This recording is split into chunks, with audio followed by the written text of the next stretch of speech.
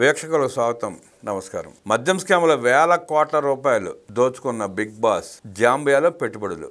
ఆంధ్రప్రదేశ్ ప్రజల రక్తం దాగి ఆంధ్రప్రదేశ్ ప్రజలకు వెన్నుపోటు పొడిచి వేల కోట్ల రూపాయలు దోచుకుని ఇతర దేశాల్లో పెట్టుబడి పెట్టాడంట. మద్యం ముడుపుల ద్వారా కొల్లగొట్టిన వేల కోట్ల రూపాయల్లో కొంత భాగాన్ని బిగ్ బాస్ ఆఫ్రికా ఖండంలోని జాంబియాకు తరలించినట్టు సిట్ గుర్తించింది. ఆ దేశంలో మెటల్, మైనింగ్, ఆహార శుద్ధి సహా మరికొన్ని రంగాల్లో దాదాపు 400 కోట్ల రూపాయలు పెట్టుబడి పెట్టినట్టు దర్యాప్తులు వెల్లడైంది. వైకాపా దండుపాళెం బ్యాచ్లోని కొంతమంది సభ్యులు, వారి సన్నిహితులు ఇప్పటికే ఆ దేశంలో పలు వ్యాపారాల్లో పాగా వేశారు. మద్యం కుంభకోణం కేసులో కీలక కుట్రదారుడైన ఓ నాయకుడి కుటుంబానికి చెందిన సంస్థ సైతం వైకాపా హయాంలో జాంబియాలో మైనింగ్ రంగంలో పెద్ద ఎత్తున పెట్టుబడులు పెట్టింది. ఆ సంస్థ ఖాతాల్లోకి కొంత మద్యం ముడుపుల సొమ్ము జమ అయినట్టు ఇప్పటికే దర్యాప్తులో వెలుగు చూసింది.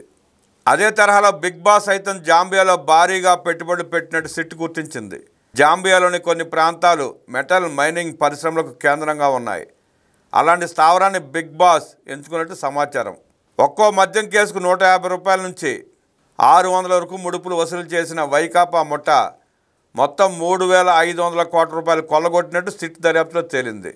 దీని అంతిమ లబ్ధిదారు బిగ్ బాసే అని వెల్లడైంది. ఈ సొమ్మంతా ఎక్కడికి తరలించారు, ఎక్కడెక్కడ పెట్టుబడులు పెట్టారు, ఎలా తరలించారు అనే కోణంలో సిట్ లోతైన దర్యాప్తు చేస్తోంది.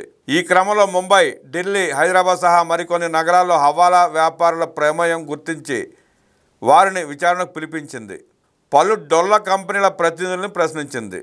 దీంతో బిగ్ బాస్ జాంబియాలో పెట్టిన పెట్టుబడుల గుట్టు బయటకు వచ్చింది. భారత్ నుంచి జాంబియాకు ఈ మొత్తాన్ని రూటింగ్ చేయడం కోసం వివిధ దేశాల్లో పదుల సంఖ్యలో డొల్ల కంపెనీలని, బినామీలను పెట్టుకున్నట్లు గుర్తించిన సిట్ ప్రస్తుతం ఆ తీగలాగేందుకు ప్రయత్నిస్తోంది. కేంద్ర సంస్థల సహకారము తీసుకోనుంది. ముడుపుల సొమ్ములో కొంత మొత్తంలో బెంగళూరు, హైదరాబాద్ సహా పలు ప్రాంతాల్లో భారీగా భూములు కొనుగోలు చేసినట్లు, స్థిరాస్తి వ్యాపారంలో పెట్టుబడులు పెట్టినట్టు, మరికొంత గత సార్వత్రిక ఎన్నికల్లో వైకాపా అభ్యర్థుల తరపున ఖర్చు చేసినట్టు ఇప్పటికే తేలింది. మిగతా మొత్తాన్ని ఒక జాంబియాకే కాకుండా బహుళ అంచెల హవాలా మార్గాలు, డొల్ల కంపెనీల ద్వారా దుబాయ్, యూకే, అమెరికాలకు చేర్చినట్లు సిట్ గుర్తించింది. దీనికోసం వందల మంది వ్యక్తులు, సంస్థలను వాడుకున్నట్లు వెల్లడైంది. ఇప్పుడు ఆ నెట్వర్క్ ఛేదించడంపై సిట్ దృష్టి సారించింది. మద్యం కుంభకోణం కేసులో కీలక నిందితుడైన ఓ నేత కుటుంబానికి చెందిన సంస్థ వైకాపా హయాంలో జాంబియా ముడి ఖనిజాన్ని శుద్ధి చేసి రాగి వెలికి తీసే కర్మాగారాన్ని స్థాపించింది. అందులో ఎక్కువ మొత్తం మద్యం ముడుపుల సొమ్మేనని సిట్ అనుమానిస్తోంది. బిగ్ బాస్కు ఆ కర్మాగారంలోని పెట్టుబడులకు మధ్య సంబంధం ఉందా అనే కోణంలోనూ సిట్ లోతుగా తవ్వి తీస్తోంది. మద్యం కేసులో నిందితులైన చెవిరెడ్డి భాస్కర్ రెడ్డి A38, రాజ్ కేశరెడ్డి A1, వెంకటేష్ నాయుడు A34లు కలిసి మద్యం ముడుపుల సొమ్ముతో జాంబియా, టాంజానియా, జింబాబ్వే తదితర దేశాల్లో ఇనుప ఖనిజ కర్మాగారం ఏర్పాటుకు పెట్టుబడులు పెట్టేందుకు ప్రయత్నించినట్టు సిట్ గుర్తించింది. ఈ క్రమంలో భాస్కర్ రెడ్డి, మోహిత్ రెడ్డి, వెంకటేష్ నాయుడు కొన్ని నెలల కిందట ఆయా దేశాల్లో పర్యటించారు.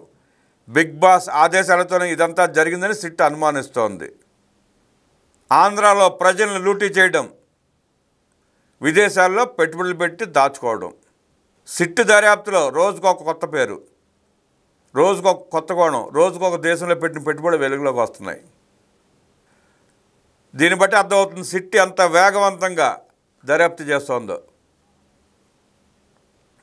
ఇంకొంతమందిని అరెస్ట్ చేస్తే ఇంకొన్ని హవాలా చేసిన డబ్బులు వెలికి వచ్చే పరిస్థితి ఉంది. బిగ్ బాస్ గుమ్మాన్ని తాకే సమయానికి ఎన్ని వేల కోట్ల రూపాయలు రూటింగ్ చేశారో బయటపడే అవకాశం కూడా ఉంది. ఇక ప్రజలు ఎదురు చూస్తున్నట్టు బిగ్ బాస్ అరెస్ట్,